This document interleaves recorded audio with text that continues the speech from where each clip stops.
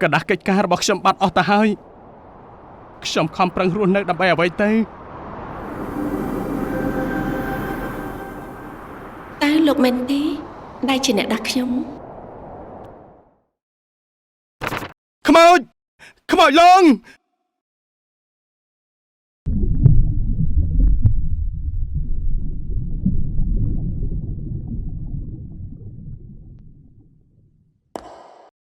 តាំងពីយូរណាស់មកហើយខ្ញុំបានធ្វើសម្បត្តិជាមួយឯង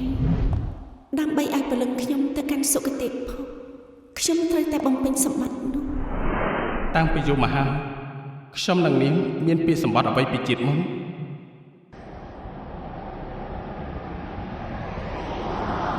នេះ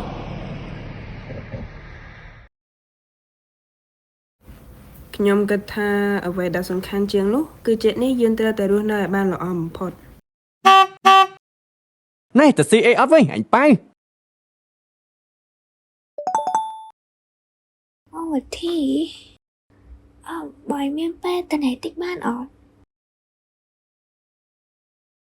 អេយ៉ាឥឡូវមកទីមានគេស្រឡាញ់ច្រើនដែរតើអត់ទេត្រូវហើយខ្ញុំគួរតែខ្វល់ពីជាតិនេះ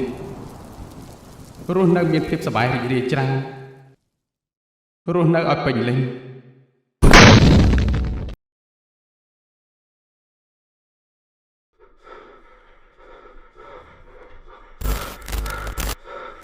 គ្រុឌឡា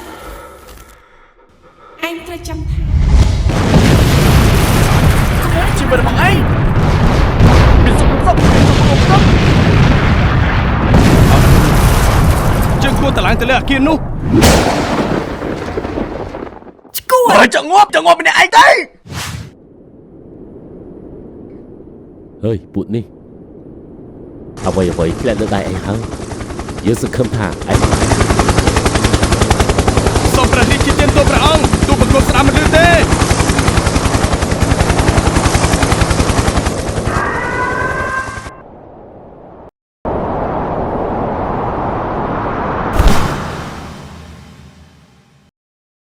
ទីបំផុតសម្បត្តិនោះនឹងត្រូវបានបំពេញ